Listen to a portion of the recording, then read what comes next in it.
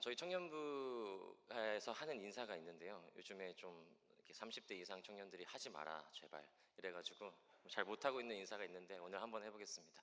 뭐냐면 여러분 바다를 보면 뭐라고 얘기하냐면 바다뷰라고 합니다. 바다를 보면 바다뷰, 그리고 도시에 있으면 도시뷰, 그리고 여러분을 보면 알라뷰. 예, 여기 옆에 있는 분들에게 해볼까요? 알라뷰라고 이렇게 한번. 네, 네, 네. 제가 청년들한테 이런 인사를 하는데요. 확실히 이제 막 올라온 새내기들은 너무 좋아해요. 목사님 또 없어요, 또 없어요. 제 골이 아주 힘듭니다. 예, 근데 이제 30대 이상은 하지 마라 제발. 예, 그런 사이에서 좀 힘듭니다. 요즘 오늘날 한국교회 청년들의 실태 조사를 보면요, 청년들이 10명 중에 7명은 다 무신론자입니다. 예전에는 많은 청년들이 교회에 와서 교회에 시간을 머물고 함께 봉사하고 섬겼던 시간들이 있었지만 지금은 다 교회를 떠나서 세상 가운데 있는 청년들이 참 많습니다. 그래서 청년들은 사실은 영적이지 않은 건 아니에요. 왜냐하면 인간이라고 하는 것이 하나님께서 지으신 바 됐고 다 영적인 존재이기 때문에 영적입니다. 그럼 다 그게 어디 가냐? 무당한테 가고 있어요. 점쟁이들한테 가고 있습니다. 청년들이 타로점을 봅니다. 그게 오늘날 청년들의 현실이고, 그럼에도 불구하고 우리 앞에 나와서 찬양했던 청년들이 너무 귀한 것이죠. 청년들 찬양하는데 눈물이 막 그렁그렁했습니다. 제가 아내한테 그랬거든요. 나는 지금도 눈물이 많은데 나중에 갱년기가 되면 어떻게 설교를 해야 되나, 그런 얘기를 가끔 하긴 합니다. 어쨌든 저는 우리 청년들이 바란 것이 있다면, 제가 능력이 많아서 우리 청년들을 2배, 3배, 4배 이렇게 부흥시키면 좋겠지만 부족한 종이기에 그런 바램보다는 저는 우리 청년들 한 사람 한 사람이 정말 주님의 제자로 세워지기를 간절히 소망합니다. 제가 주중에 어떤 청년이 그랬어요. 제가 커피를 마시러 가는데 목사님 커피가 무슨 맛인지 모르겠다는 거예요. 그래서 제가 그랬습니다. 넌 아직 인생을 몰라서 그래. 인생의 쓴맛을 보면 아메리카노가 맛있어질 거야. 네. 여러분, 우리 인생이 그것과 같지 않습니까? 늘 고단한 인생 속에 우리가 커피 없이는 살 수 없는 인생, 커피를 마셔야 하루를 버틸 것 같은 인생을 살아가는 것이 어떻게 보면 우리의 인생이고 우리의 여정이라고 할 수 있습니다. 오늘 이 사도 바울이 오늘 사도행전의 이 에베소 장로들에게 마지막 고별 설교를 하는 장면입니다. 이 에베소라는 교회에서 3년 동안 바울이 정말 전력 투구를 다해서 목숨을 아끼지 아니하고 사역했던 교회예요. 그런 교회를 이제는 뒤로 하고 예루살렘을 향해서 가야 되는 발걸음이 그 사도 바울에게 주어진 일이라고 하는 것을 우리 오늘 말씀을 통해서 보게 됩니다. 3년 동안 애쓰고 수고했던 교회를 뒤로 하고 다른 곳으로 간다는 것이 결코 쉬운 일은 아닌 것이죠. 왜냐하면 오늘 사도 바울도 고백하지만 그 마지막 장로들을 수십 킬로 되는 밀레노라는 곳에 모아서 마지막 고별 설교를 하면서 그들에게 당부하고 또 당부하고 당부하는 것, 또 다시 그들에게 권면하는 이 마지막 고별 설교에서 예루살렘으로 가지만 다시 돌아올 수도 없을 그런 고난과 환난과 핍박이 자기를 기다리고 있다는 사실을 너무나도 극명하게 알았던 사도 바울의 마음속에 그는 오랜 시간 동안 소아시아를 품으면서 어찌 보면 사도 바울 입장에서는 소아시아에 있는 성도들이 매우 부족하거든요. 매우 연약한 사람들입니다. 체계적인 교육 시스템이나 그들이 정말 신앙에 뛰어나서 있는 게 아니거든요. 저도 청년들을 바라보는 마음이 늘 그래요. 제 아내는 사실 제 안에 있는 속마음은 저도 생각보다 되게 보수적입니다. 되게 약간 꼰대 기질이 있어요. 그래서 제 기준으로 하면 여기 남아있을 청년들이 없어요. 청년 때는 3시간 기도해야 되고 이런 나름 저는 저렇게 청년 생활을 보냈기 때문에 그게 기준이 됐던 생활이지만 오늘날은 여러분 고객 중심 늘 맞춰줘야 돼요. 어디는 마음이 상하지 않을까 늘 이런 노심초사하면서 우리 청년들을 돌보고 또 섬기고 있는데요. 어떻게 보면 사도 바울의 마음이 그런 것가 아닌가 싶습니다. 이 소아시아의 연약한 성도들을 바라보면서 어떻게 보면 형제라고 자매라고 부르기도 그런 수준도 안 되는 이 형제 자매들을 품으면서 바라보면서 어떤 마음을 가지고 이 성도들을 섬겼고 고백했을까요? 늘 사도 바울이 고백했던 그겁니다. 나는 만삭되어 나오지 못한 자이다. 나는 죄인 중에 괴수다 라고 고백하면서 자기 자신의 삶을 그리스도께서 자기 삶 속에서 주셨던 놀라운 그 은혜와 사랑을 성령의 인도하심이라고 하는 것을 고백하면서 다시 한번 이 소아시아 지역에 있는 성도들을 뭐 하는 거예요? 성령님께 의탁하면서 연약하고 부족한 인생이지만 한 걸음 한 걸음 하나님께서 인도하실 것을 믿고 그동안 돌봤고 섬겼고 또 마지막 이렇게 고별 설교를 하면서까지 그들에게 당부하고 있는 것입니다. 그러니까 우리의 마음이, 저는 우리의 사도 바울과 같은 마음을 품어야 될 줄 믿습니다. 우리라고 하는 인생 자체가 만삭되어지 못한 자, 죄인 중에 괴수 중에 대괴수 중에 대괴수, 그런 인생인 우리의 삶 속에 임하신 주님의 성령께서 우리를 인도해 가셨기 때문에 저는 우리의 청년들의 삶도 하나님께서 연약하지만 부족하지만 인도해 주실 줄 믿습니다.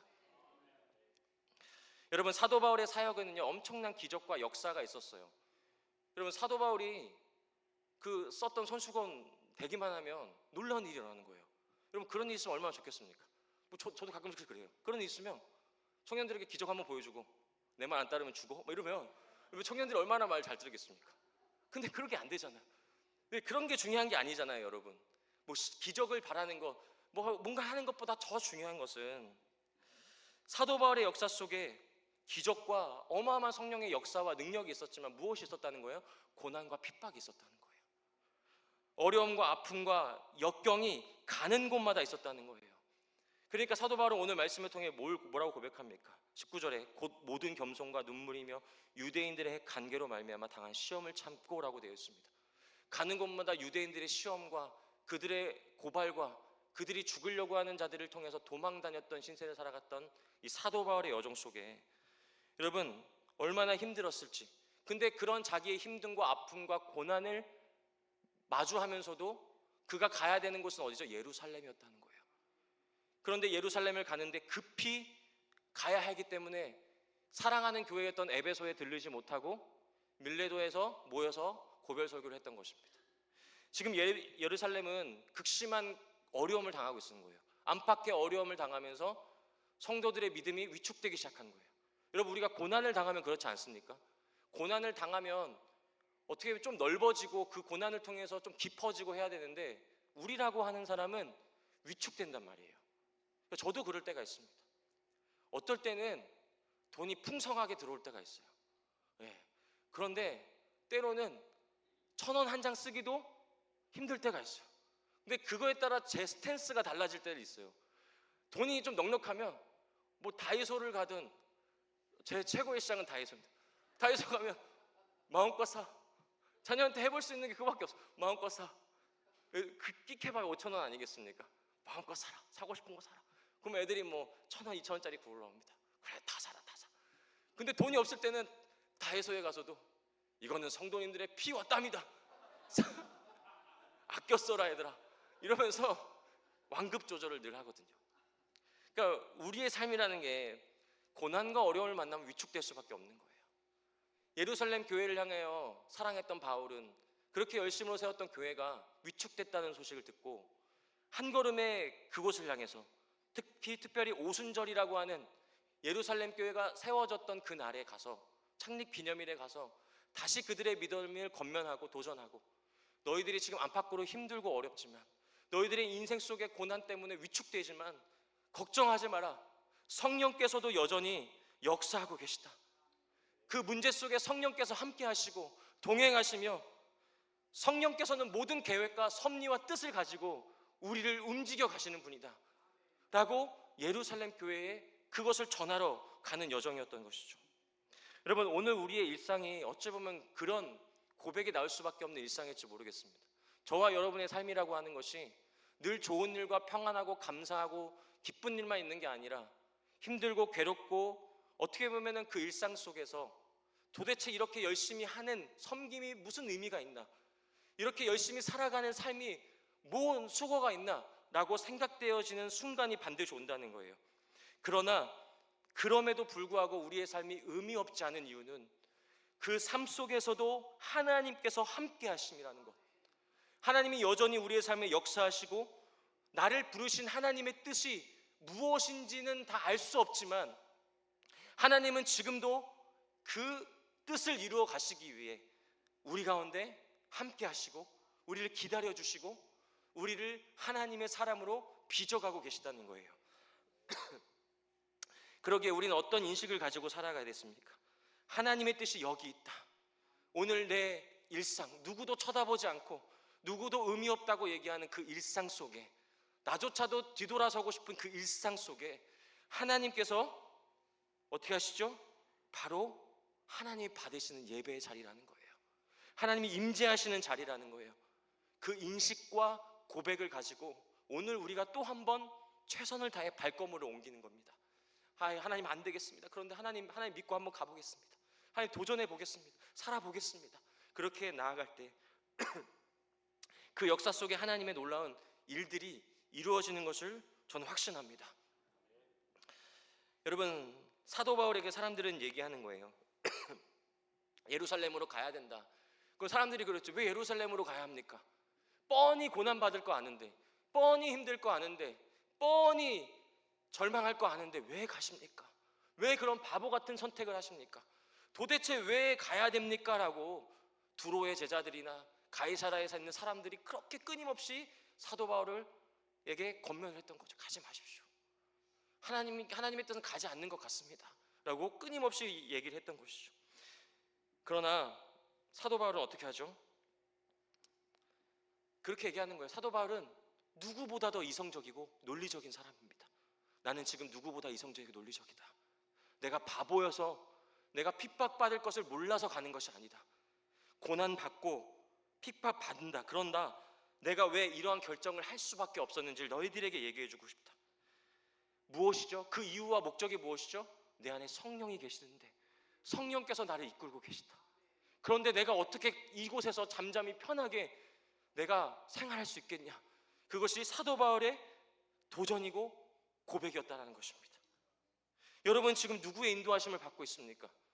여러분 스스로 여러분의 삶을 개척하고 여러분의 삶을 선택하고 에라이 모르겠다 여러분 마음대로 살아가고 계십니까? 아니면 내 안에 계신 성령의 삶, 성령께 삶을 의탁하고 성령께 묻고 성령이 원하시는 길을 가고 계십니까? 여러분 그 길은 너무나도 분명한 길인 것입니다. 성령께서 나를 이끌고 계시다라고 하는, 분명히 내 앞에 어려움이 당한다는 걸 알아요. 어떤 종류인지 모르겠지만 오늘 사도 바울의 고백처럼 나는 어떤 시험을 당할지는 정확하게 모르지만 분명히 고난 당할 걸 안다. 그러나 나는 가야 된다. 그 고난과 어려움 속에서도 뭘 확신하는 거죠? 성령께서 지금 내 안에 역사하시고 나를 이끌고 계시기 때문에 그 고난과 환경과 어려움 속에서도 하나님이 나에게 힘을 주실 것을 확신한다. 여러분 우리가 살아가는 것은요 능력이 있어서 성공해서 대박나서가 아닙니다. 나를 붙잡아 주신 하나님 때문에 살아가는 거예요. 고난을 이길 수 있는 힘은 무엇이죠? 하나님을 기뻐하는 거라 말씀드렸죠. 하나님을 기뻐하고 즐거워하는 것이 나의 힘이니라. 여러분 그 힘으로 살아가십시오. 그 힘으로 고난을 마주하십시오.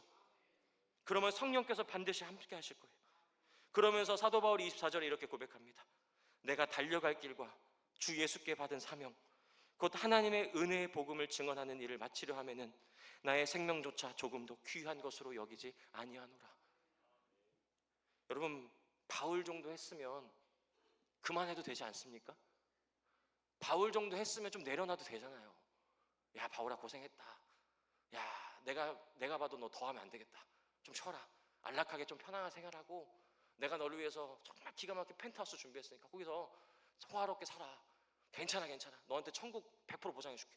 이렇게 좀 이렇게 계약을 맺으시고 하면 얼마나 좋겠습니까? 그런데 여러분 우리는 어떻습니까? 저조차도 그래요. 컨디션 안 좋으면 주님 못하겠습니다. 기분 나쁘면 못하겠습니다. 상처 받으면 주님 안 되겠습니다. 그리고 지금 딱 좋은 타이밍인 게 뭐냐면요, 지금 딱 뒷발에 힘을 주고 딱 연말이 되기를 기다리기 딱 좋아요. 조금만 있어봐. 내가 이 사역 그만두고요. 내가 교사 그만두고 뒷발에 힘을 주는 거 계속 정말 연말만 되라. 연말만 그것만 계속 바라보고 가는 거예요. 그러나 여러분 바울은 놀라운 고백을 하는 거예요. 자신의 생명을 조금도 귀한 것으로 여기지 아니하겠다. 여러분 우리는 나의 목숨이 너무 중요하잖아요. 내 라이프가 중요하잖아요. 내 가정이 너무 중요하잖아요. 물론 중요합니다. 그러나 우리는 하나님께 부름받은 사람들인 거예요. 그렇기 때문에 사도 바울은 그것을 향해서 자기의 목숨도 아끼지 않았다는 거예요. 도대체 무엇이 사도 바울을 이렇게 만들었을까요? 무엇이 도대체 사도 바울의 삶을 움직였을까요? 여러분, 사랑해 보셨죠? 안 해보셨어요? 남편분 사랑하시죠? 자식들 사랑하시죠? 아멘이 별로 안 나온 거니까 별로 지금 마음에 안 드시는가 본데. 때로는 마음에 안 드는 분도 있지만, 그런 거 있지만 여러분, 사랑하면 어떻죠? 물불을 안 가려요. 지금 어머니를 생각하면 좀 가슴이 뜨거워지는 이유가 그겁니다. 자신의 몸이 아픈데도 제가 아프면 그냥 막 요리를 해주시고 죽을 끓이시는 어머니의 그 모습 보며 저게 사랑이구나. 그럼 저는 늘 그랬죠. 이게 뭔 맛이야 엄마. 그 아픈 중에도 끓여준 죽을 보면서 이게 뭔 맛이야 엄마. 이런 걸 왜 해줘 라고 피자나 시켜줘 라고 얘기하지만 부모가 막 거기 막 아웃성이 막 가끔 설교하면 청년부 설교하면 그래요. 약간 우우 막 이러고 막 아니에요 목사님 이러고 하여튼 저를 대적하는 자들이 많습니다. 우리가 사랑하면 물불을 안 가리는 거예요. 그렇지 않습니까? 그런데 예수님의 그 물불 안 가리시는 사랑, 그걸 파토스라고 합니다. 파토스. 주님의 열정, 그 고난, 그 궁율, 그 사랑을 우리를 위해서 견디시는 거예요. 채찍에 맞으시면서도 견디시고 십자가를 지시면서도 주님께서 견디신 이유가 있다면 무엇입니까? 사랑이라는 거예요. 우리를 사랑하시는 그 주님의 사랑에 물불을 안 가리시는 거예요. 내 자녀를 살리기 위해서는 물불 안 가리시는 거예요. 그 주님의 사랑에 지금 사도 바울은 완전히 사로잡힌 사람입니다. 그 사로잡혔기 때문에 주님이 하셨듯이 복음을 위해서 자신을 던지는 거예요. 여러분, 사랑하면 목숨이 아깝지 않습니다. 사랑하지 않으면 목숨이 아까운 거예요. 우리가 정말 주님을 사랑한다면 목숨이 안 아까워야 되는 거예요. 주님을 향해서 모든 것을 던질 수 있어야 되는 겁니다. 그렇기 때문에 사람들은 고난이 오고 어려움이 오면 자기 자신의 문제에 함몰됩니다. 아니요, 주님 여기까지입니다. 그러나 우리의 삶 속에 문제에 함몰되어 고난에 함몰되어 살아가는 삶이 아니라 뭐죠? 말씀 앞에서. 여러분, 파토스 너무 좋아요. 열정 너무 좋습니다. 그런데 열정이요, 뜨거운 감정과 이 사랑이 어디서 정확하게 확인되고 방향을 잡아야 되냐면 말씀입니다. 말씀으로 정확하게 방향을 잡으면서 가야 돼요. 하나님을 뜨겁게 사랑하지만 말씀이 없으면요 중구난방이 되는 거예요. 그렇기 때문에 하나님의 그 파토스에 뛰어든 사람은 하나님의 이 로고스의 말씀을 가지고 그 대적의 한복판에 뛰어드는 거예요. 말씀을 가지고 나아갈 때, 말씀의 안경을 가지고, 말씀의 그 소망을 가지고, 말씀의 작용을 가지고 나아갈 때, 말씀을 따라가면 어떤 일들이 있죠? 그 예수 그리스도의 그 파토스와 예수 그리스도의 그 사랑과 예수님의 그 로고스의 말씀이 능력이 되어서 우리의 삶을 통해 드러나게 된다는 것입니다. 그러니까 사도 바울은 어떠한 곳에 가서도 고난과 핍박과 모진 고난을 당해서도 당당한 거예요. 그래서 여러분, 사도 바울이 예루살렘으로도 가고 로마로도 가야 되는 그 여정 속에 여러분, 가야겠다고 말하지만 살아가는 건 쉽지 않습니다. 우리가 은혜 받으면 주님 제가 이것도 하고 저것도 하겠습니다. 제가 헌금도 하겠습니다. 근데 하루만 지나면 헌금이 아까워요. 그게 우리의 현실이고 우리의 모습입니다. 괜히 했네 라고 하는 것이 우리의 모습입니다. 저도 제가 말씀드렸죠. 새벽 기도할 때 제가 여기 처음 왔을 때 괜히 왔네 그런 생각, 목사님 죄송합니다. 아니 여기 교회가, 오해하지 마세요. 교회가 싫어서가 아니라 너무 한 교회에 오래 있다 보니까 새로운 것에 도전하는 게 너무 무서운 거예요. 능력이 없고 부족한 종이기에 새로운 곳에서 갑자기 애들을 맡으려고 하니 너무 낙심이 되고 힘이 드는 겁니다. 그러니까 그런 마음이 드는 거예요. 주님 왜 하필이면 여기입니까? 라고 오해하지 마십시오. 네, 자꾸 이상한 여기까지만 하겠습니다. 네. 그러니까 우리의 삶에 여러분 어려움과 고난이 오고 또 현실적이라는 것이 너무 쉽지 않은 거예요. 사도 바울의 현실도 그런 겁니다. 쉽지 않은 겁니다. 그런데 여러분 놀라운 건 뭔지 아십니까? 그 쉽지 않은 현실 속에 주저하지 않고 성령의 이끌리심을 받아갔던 그 삶에 어떤 일이 있는 줄 아십니까? 하나님의 성령 하나님께서 그를 로마까지 인도하셨다는 거예요. 대적의 위협 앞에서 로마의 군대들을 딱 붙이셔가지고 아무도 건들지 못하도록 그런데도 어느 정도 자유는 보장해 주시고, 형제 자매들이 오갈 수 있도록 그 길을 다 열어주시고, 또 가는 그 길의 여정 속에 풍랑을 만나도 어떻게 하시죠?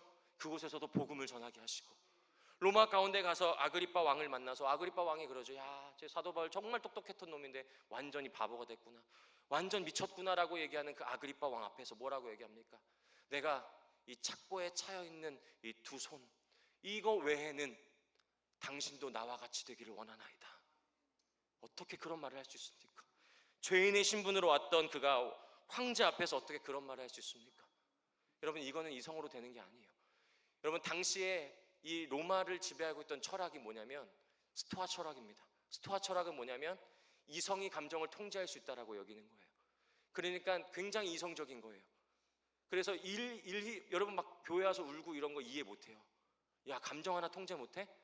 야, 그러니까 왕은 위험이 있잖아요. 감정을 보이지 않는 거예요. 그런데 그리스도인은 어떻습니까? 감정을 막 보이잖아요. 막 예수님의 파토스에 막 뛰어들잖아요. 막 죽음을 불사하고 예수님을 믿고 사람들에게 복음을 전하잖아요. 그런 사람들 보면 이해가 안 되는 거예요. 정말 어리석구나 너희들. 그런데 여러분, 로마는 어떤 짓을 하는 짓인지 아십니까? 그렇게 이성적이고 그렇게 판단적이고 그렇게 지혜롭다고 말하는 로마가 뒤에서는 여성들을 유린하고 그로부터 나온 사생아들을 다 버리고 죽이는 거예요. 그리고 여자애들은 골라가지고 창녀로 팔아넘기고. 그런데 여러분, 놀라운 건 뭔지 아십니까? 그 가운데서도 그리스도인들은 목숨을 걸고 그 아이들을 돌봤다는 거예요. 그들 아이들에게 복음을 전했다는 거예요. 그러니까 로마가 놀란 겁니다. 어떻게 저런 사람들이 있어? 우리가 왕이라고 모시는 사람, 우리가 대단하다고 여기는 사람들은 앞에서만 떵떵거리고 뒤에서는 그런 짓을 하는데 그리스도인들 봐라, 앞뒤가 똑같은 사람들이다. 그러면서 그들의 삶에 감화 감동이 되어 로마를 뒤집어 놓는 복음의 역사가 일어나게 된 것 아니겠습니까? 여러분, 저는 우리의 행위로 어떤 대단한 일이 일어난다고 말씀드리는 것이 아닙니다. 사도 바울을 통해 로마에 온 곳에 복음이 전해질 수 있었던 것은 다 성령 하나님의 은혜입니다. 우리는 성령 하나님께 이끌려 가는 것뿐이지 우리가 한 것은 아무것도 없습니다. 그러나 성령께 이끌려 갈 때 성령께서는 모든 것을 준비해 놓고 계십니다. 여러분, 고난이 있다고 아픔이 있다고 주저하지 마십시오. 그 고난과 아픔을 통해 주님이 만들어내고 계시는 하나님의 뜻이 있습니다.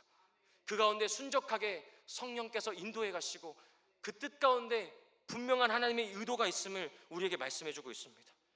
여러분, 우리에게 어려움이 없는 게 신앙이 아니에요. 어려움이 있지만 그 어려움을 이겨내는 게 신앙인 겁니다.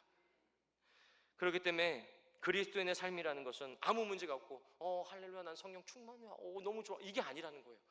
우리의 삶 속에 근심 많고 어려움 많고 두려움 많지만 여러분, 우리의 그 삶의 일상은 뭐 하는 자리죠? 하나님 또 한번 살아보라고 우리에게 주신 도전의 자리라는 거예요. 한번 살아내봐라. 그 자리에서 나를 드러내라. 정말 하나님의 사람의 가치가 무엇인지를 드러내라. 한 걸음 한 걸음 하나님의 영광을 향해 달려가는 삶의 모습이 무엇인지를 우리의 삶을 통해서 드러나기 원하는 거예요. 그러니까 사도 바울의 여정이 아름다울 수 있는 건 무엇이죠? 그가 얼마나 인정받기 위해서 간 게 아니에요. 여러분, 내가 얼마나 대단한 사역을 하는지 봐라, 그것을 보여주기 위해서 간 게 아니에요. 여러분, 이런 표현에서 죄송합니다. 직분은요, 인정받으려고 하는 게 아니에요. 여러분, 제가 목사가 되고 여러분 이 일 감당하는 거 여러분에게 인정받으려고 하는 거 아닙니다. 저는 섬기려고 가는 거예요. 사도 바울은 섬기려고 가는 겁니다. 왜요? 빚진 자이기 때문에요. 여러분, 우리가 직분이나 우리의 일로, 사명으로, 사역으로 인정받으려고 하는 순간 그 사역은 이미 망한 겁니다. 여러분, 인정받으려고 하지 마십시오. 주님의 사랑으로 섬기십시오. 헌신하십시오. 도전하십시오. 고난에 멈춰있지 마시고, 우리 사랑하는 청년들도 오늘 고난 앞에 멈춰있지 마시고, 저는 청년들에게 도전하고 싶어요. 교회에 머무는 훈련을 좀 하십시오. 여러분, 그렇습니다. 여러분, 너무 우리가 나이브해요. 우리 어른들은 너무 교회에 오래 있어서 문제가 됐었던 적도 있지만 우리 청년들은 교회에 너무 안 있어요. 교회 와서 좀 기도도 좀 하고. 그럼 우리 청년들 시험 드는 거 아닌지 모르겠어요. 교회 와서 좀 예배도 좀 오고, 수요예배도 오고, 금요일도 오고, 새벽 예배도 오고, 와서 기도하고 말씀 앞에 서고. 어떻게 한 주에 한 번 와서 말씀으로 삽니까? 늘 와가지고 말씀 듣고 기도하고 훈련을 해야 되는 것이죠. 그러므로 여러분, 사도 바울도 그냥 간 거 아닙니다. 늘 경건의 훈련을 그 삶 속에서 해왔고 그 삶 속에 하나님 앞에 엎드림으로 그 인생을 갈 수 있었던 것입니다. 그러므로 사랑하는 성도님들, 오늘 주님의 그 파토스를 느끼셔야 돼요. 주님의 그 사랑, 우리를 향한 뜨거운 그 사랑, 우리를 버릴 수 없기에 우리를 위해서 십자가를 지신 그 주님의 사랑 말입니다. 여러분, 오늘 여러분 성령께서 여러분을 만지실 줄 믿습니다. 여러분의 삶을 다스릴 줄 믿습니다. 걱정하지 마십시오. 여러분, 우리의 삶은 고난에 처하지만 고난 때문에 망하지 않습니다. 반드시 주님이 책임지십니다. 그 삶을 살아가십시오. 그렇기 때문에 하나님은 반드시 우리를 그분의 영광의 찬송이 되게 하시고 우리를 통해서 그분을 드러내실 것입니다. 그러므로 오늘 하나님의 의지와 하나님의 작정과 하나님의 열정이 오늘도 우리를 이끌어가고 계시기에 여러분의 삶을 하나님께 온전히 내어 맡기고 그렇게 주님의 파토스에 함께 참여하는 저와 여러분이 되기를 예수님으로 간절히 기도하며 소망합니다. 아멘. 기도하시겠습니다.